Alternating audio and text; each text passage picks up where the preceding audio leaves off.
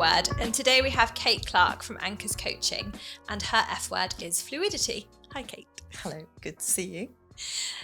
Thank you for coming on today. And I know we were talking before we started filming about how you talk around what it is that you do, and what a coach does. So Anchors Coaching, why would someone come and work with you if we start straight off the bat? People come to work with me because they are feeling stuck. They might be feeling overwhelmed. They're lacking confidence. There's a milestone coming up. All those kind of things. They want something to be different. And they don't know how to get there without a sounding board, a co-pilot. So I'm that person in their lives, like our friends and family. They want to really support us. And they're like, oh, you know what? Have you tried this? And you should do that. And it just ends up being more head noise. So working with a coach, someone like me, it's about slowing the conversation down. And I listen to what they really say. And the longer you listen, the more they say. And then you start to get to what the real thing is. So people come to me and say, I have imposter syndrome and I want to be more confident. And then we'll have 2 or 3 conversations and then we'll start to get to the real thing that's going on. And at milestones is a classic one. I was like, oh God, I'm nearly, 40, 50, 60. How did that happen? There must be more than this. All of those things. So yeah, I help them. There's a quote that I love. People don't want coaching, they want possibility, which is a Steve Chandler quote, who is a great coach. And it's about creating possibility. So future focused and fluidity of thought. Because, sorry, just keep going now. Yeah, no, please do. We believe our thoughts. We just think our thoughts are true. Yeah. And so realizing that actually they're just thoughts, it's quite transformational. And how did you get into coaching? I just sort of kept landing in jobs. And I landed many, many years ago in a role as personnel officer. And then I progressed to HR and then more and more senior in HR. And the best bit for me was helping people to bring their dreams into reality, really. So whether that was their next career goal or their next life goal, whatever it was. So it's evolved. And it was during the really early days of COVID, which was pretty challenging, being in HR at that time. And just before that, we'd all been talking about purpose and fulfillment. And then there's COVID and you're in HR and it's like, I haven't got any purpose and fulfillment in my life. Was my story. So what could I do? And at that point, I was 56, 57. So it's like, oh, I'm going to retrain and I'm going to set up a business. That's amazing. And then the friends were like, why don't you just retire? Some of the thing That'd be boring. Yeah, I'm planning to live till I'm like 108. Specifically. Yeah, quite specific. It's like a yogic number. So Okay. it's very like a crucial number. So that would give me like 48 years of retirement. So I just needed something more. So yeah, here I am opening and living what I talk about. So I'm diving into a new chapter and owning it, making it happen. And do you use a coach yourself? Absolutely. Absolutely. So everyone should have a coach and coaches understand the value of it. So I'm currently on a 12-month program with my coach every week. That's momentum. Yeah, that is. Thursdays. That's my time. And I believe you always get to where you want to be. But if you don't have a co-pilot and somebody at your side, it can take longer. So it's about the momentum. And he calls me out. He sees my blind spots. Okay.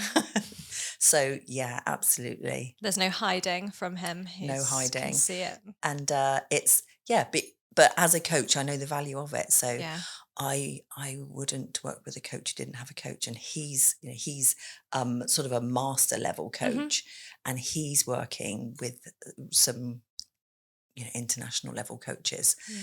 and that filters down Mm-hmm. because it's an unregulated industry at the moment. So anyone can be a coach, and people do some they do some good stuff. But I can take people to a deeper level because of the way I've been trained and the Yeah. work that I'm doing. And coaches can touch on all sorts of areas, can't they? So you can have life coaching, but you can have business coaching, strategy. There's kind of a lot to it. And one of the guests we had in this morning for the podcast was asking who else was coming in. And I said that you were coming in. And he said, "Oh, that sounds interesting. Do I need one of those?" I said, "We'll have to listen and find out exactly what ways it can help." So would you say that you can help business owners and individuals sort of around their next Yeah. steps, or do you prefer working with businesses? I can help anybody who is ready to be honest, open, and willing with themselves. So they're so honest, open, and willing to achieve the thing that they want to achieve. And it might be like redefining. So, people have got to super successful and they're like burnt out and broken. Yeah. And to help them with that, or to help them so they can reframe, or actually they're ready to do something else. Quite a lot of people that I work with are sort of mid-40s and upwards, having created successful businesses, and that's they want something else. Yeah, So like it's not enough anymore. I've done this. Yeah. What can I do next? There's still more dreams. But also I've run businesses as well over the years, small family businesses. So I remember what that's like. So you don't need to understand what people do to be a coach. You just need to understand people, but having lived experiences. So I've got quite a few milestones under my belt, quite a few life events. So you can resonate with people as well. But it's always about individuals, but whatever setting they're in, if they want something to be different. And it's like, are they living a life that they love, or do they want to create something that they'll love some more? Love the life you live, or live a life you love. It's the same at the end of the day. Yeah. And you like taking some of your time networking out sea swimming? I do. Oh, the networking word. Yeah, I know. We're going to touch on it a little bit, just because I think that's how you build a business, isn't it? Going out and meeting people. So, do you find that gives you a bit of headspace as well with the sea swimming built into? Yeah. So two things there. Networking. Back in the day, I'd have heard the word networking and sort of crawled under a stone. Same. Yeah, you're like, ooh. And then I discovered that, Cornwall's just made for it, isn't it? Oh, so you can go for a morning swim and have an amazing breakfast and then chat round a table, like as though it's just a normal conversation, and make friends and get to know people. So yeah, if that's networking, Yeah. then actually I love it. But that whole thought for years and years, coupled with my story to myself that I am mute. So I used to just like sit in corners and sort of hide away quite a lot. And people that didn't know me then, I know. I find that they're hard like, to believe. yeah. But yeah, back in the day, I was in my story, I was shy, mute.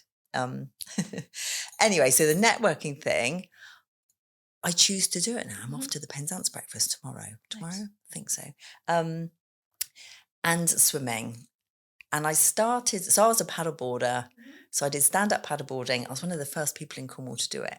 And then that summer, going back to the COVID summer, that first summer, I paddleboarded loads because I convinced myself that was daily exercise, obviously.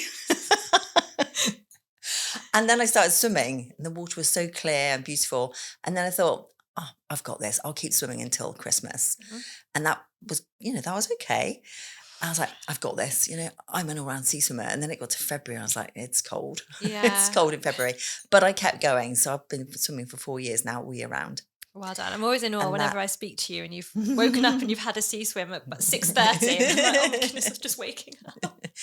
And it's somewhere to go. I mean, I've mastered my overthinking now. So my old label was I'm a spiraling Gemini, but yeah, I do less of that now. Okay. And but yeah, swimming, the weightlessness of it, and the fact that when it gets cold, you do need to breathe quite carefully when you get in. Still not selling it to me. It's just the best thing. Okay, maybe one day. Maybe one day. I do hear lots of good things about it. Do you find that coaching works best face to face or online, or does it really not matter? It doesn't matter at all as long as it's uninterrupted. Okay. So uninvaded time. Mhm. So most of the work I do is over Zoom. But sometimes if I can find somewhere really quiet that's absolutely no interruptions, then I will do it face to face too. And it's great to do it in Cornwall. It's lovely face to face. You know, I've coached at the beach, but I don't do the strolling thing 'cause it's just like hazards everywhere. So I don't do strolling and coaching because there's a level of concentration Yeah. and focus. But if I can be, sat down uninterrupted, then Mhm. we can have that level of conversation that, yeah, so I good. That's good. So that means that actually you can fit it in around for a busy sort of business owner. You can fit that in around then your week. Absolutely, yeah. And most people are in a day job, so therefore they want to be coached at evenings and weekends. Yeah. So I coach people at evenings and weekends, and they love that. Well, I really can't. Can I do a Saturday? Absolutely. Yeah. And what's your favorite thing about working with people and helping and coaching them? Seeing them flourish, seeing them. It happened on Sunday. There are two people that I've been doing a 6-month program with, a tiny group, and last Sunday was the final session, and they're both different. And hilariously, well, I'm just different now, and they can't really put their finger on it. They've sort of wiped out the fact that we've been working together for 6 months, and they're owning it, and they're going on to live a more colourful life, more with more confidence. One of them was talking about the fact that she'd had a conversation with her boss about a promotion that she wanted to invent for herself. She's like, I never would have said that to him 3 months Yeah. ago. So seeing people step into their own possibility, because it's always there. It's just that we add all these layers on of why we can't. Yeah. And it's quite a strong thought. We really believe the I can't. And if we believe that I can Yeah.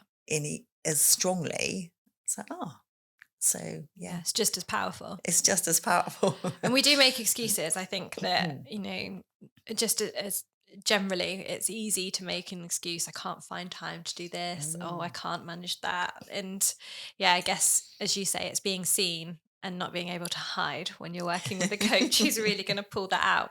Is it always easy to try and untangle maybe someone's thoughts about the direction or pull out what's sitting behind some of the things they do, or are some clients trickier than others? Clients are never tricky, but sometimes they take a long time to. There's lots of story, lots of beliefs that are really, they feel like absolute truths Okay. because of experiences, ways of life, and not believing. Well, it's just there's a whole load of it's just the way I am, and but when you listen long enough and you have enough stillness and uninvaded time, they start to unravel, and they'll say the thing, and there's always a gem.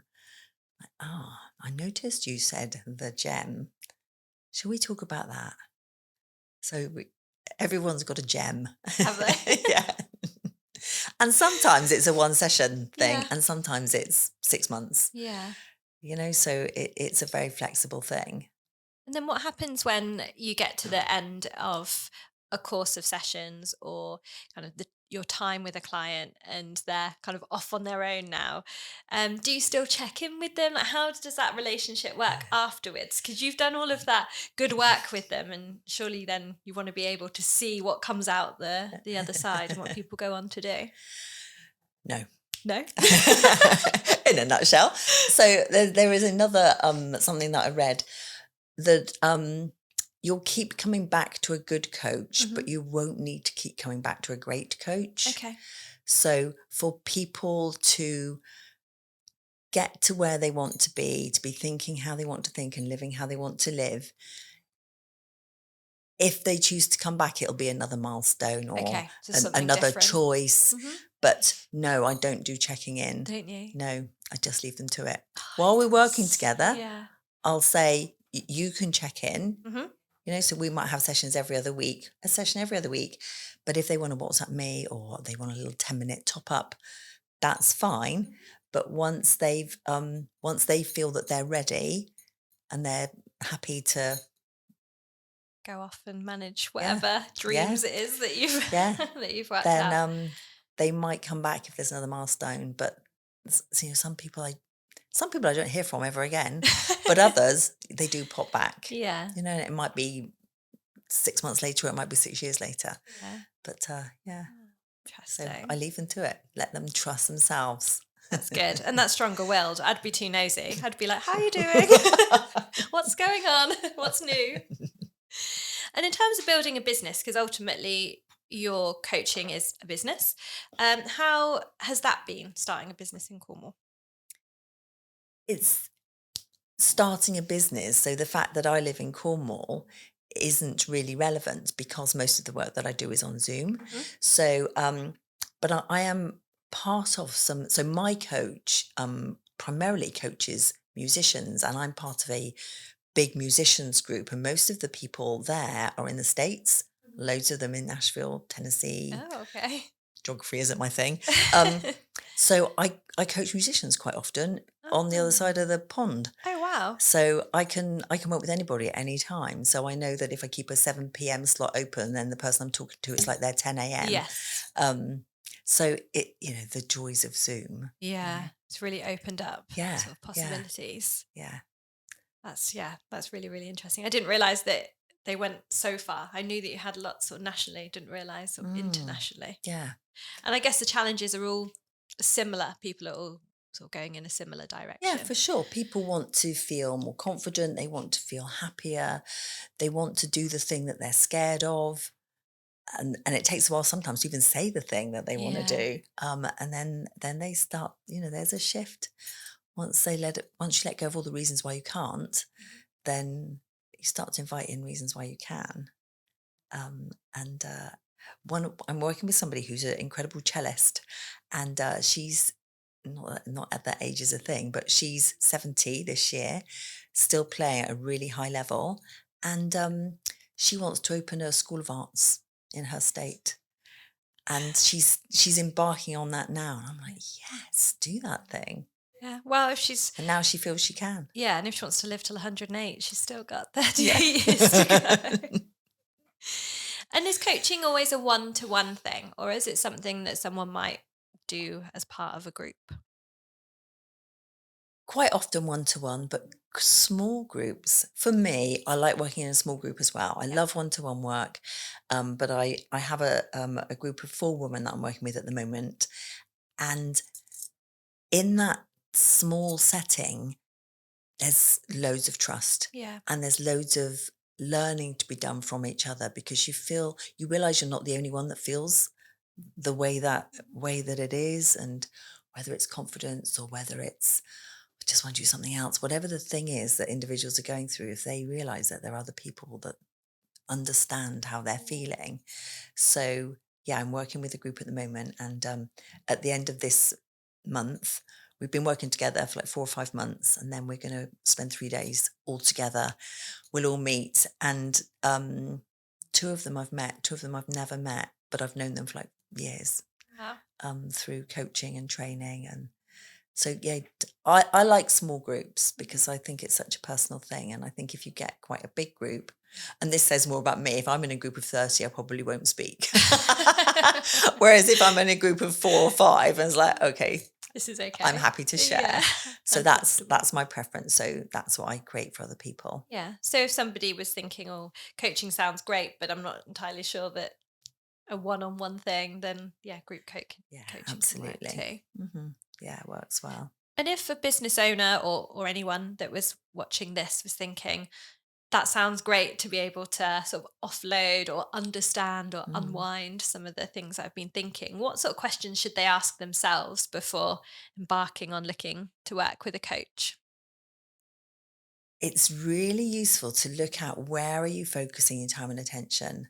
So if you've got those feelings of whether it's overwhelm or what's next, think about where you're actually focusing your time and attention, because it might be different to where you think you're focusing your Mm, time and attention. So slow down. So take some time out, and it can just be like 20 minutes, and just jot down where you think you're putting your time and attention, and then about where you really are. And if I haven't got time, that's always a good one. Haven't got time.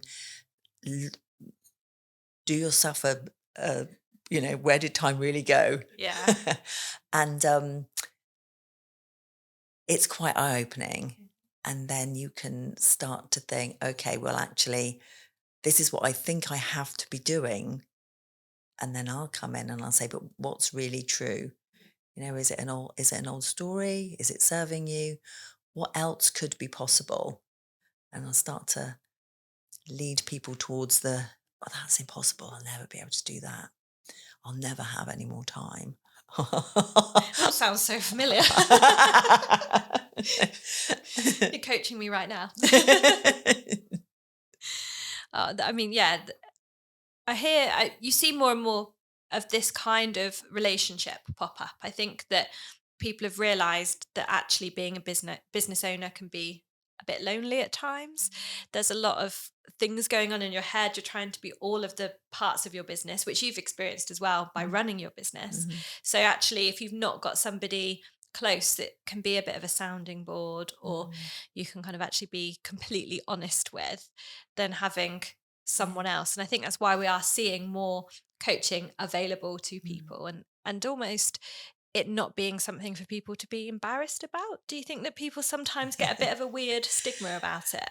They do. And it's so, people love to have a tennis coach, or if they're Yeah. musicians, they love to have the musician coach. I had a swimming coach because 2 years ago I couldn't swim. So I had a swimming coach. And then people hear life coach and they're like, oh Yeah. God.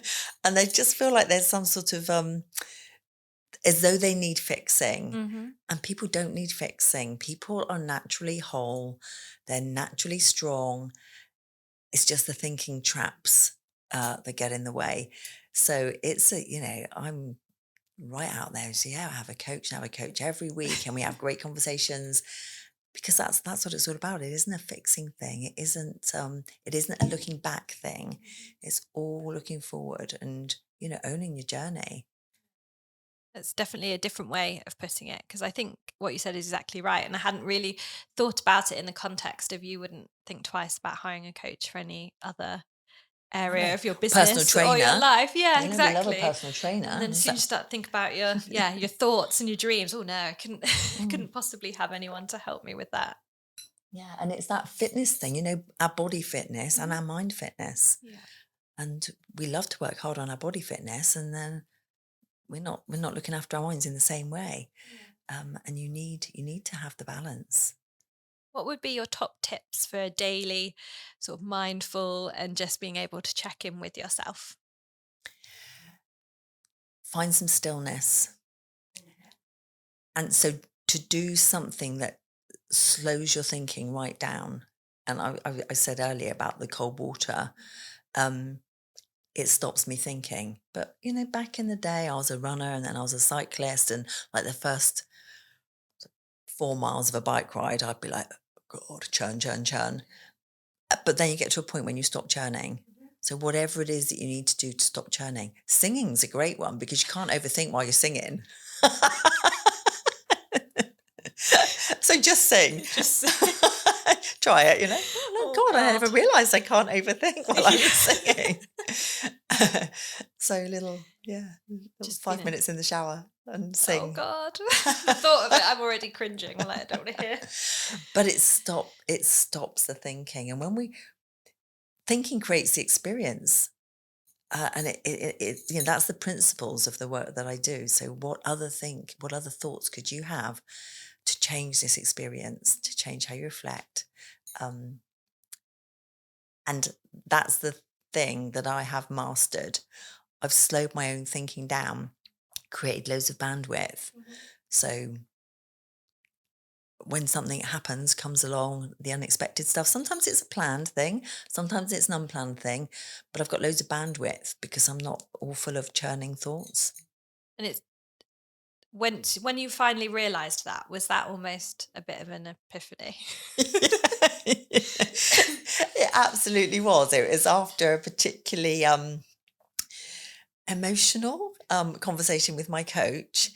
And afterwards, I clearly remember sitting down and thinking, oh, there's stillness in my head. I was like, wow.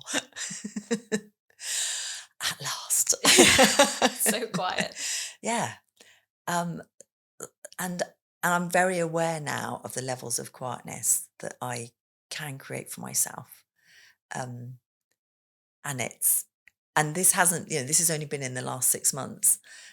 And I was quite mind blown when it happened. Yeah, you always come across as very calm and collected in whenever we speak. And I think we've spoken before about that when you're having a deeper level conversation with someone, is letting the silence in, which doesn't sit so well with me, but and just letting things percolate a little bit.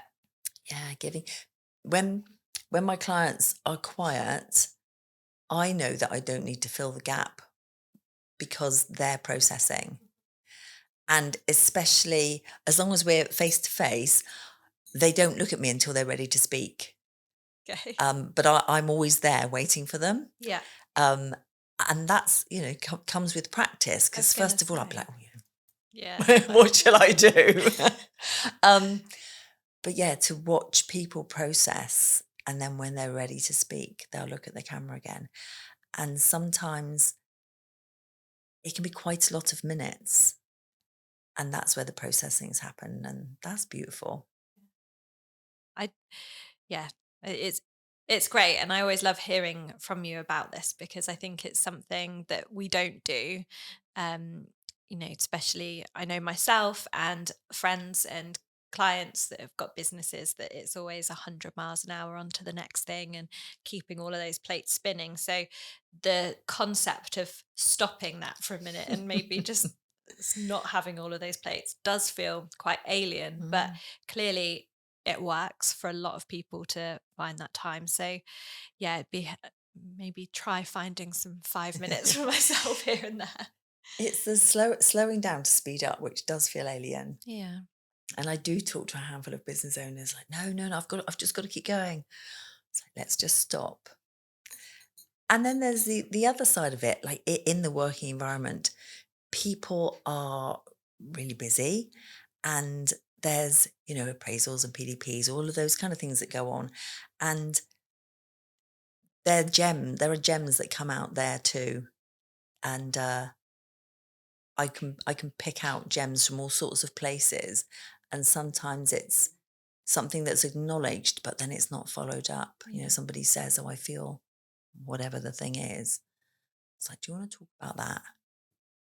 Whereas in a friends and family conversation, somebody will say, oh, I'm feeling really tired or overwhelmed. And they'll go like, oh, yeah, me too. And it becomes a me too conversation rather Yeah. than, do you want some help with that? And that comes out in stillness too. So there's things we can do to our friends and family to ask the right questions, I guess, Mhm. then, if someone says something. Yeah, yeah. Do you want to talk about that? And then they can choose. And they'll either say yes or they'll say, not now. And people even in my business, they'll come to me because they want to work with a coach, and then they'll evaporate because they feel as though they're not ready. But the thing you're not ready for is the real reason why you need to come and talk to somebody, and it doesn't matter who you talk to as long as it's somebody that will listen. So yeah, when you feel that you're not ready to do something, that's really the time that you do need to have a conversation. Feel seen. Oh, well, thank you so much for coming and speaking to me today and just giving a little bit more clarity around what a coach can do for people. And hopefully, if people are listening to this and think, actually, I could definitely do with creating some space and some time to think, then we'll make sure that they know where they can speak to you. And yeah, thank you, Kate, for coming on to the F Word today. Thank you.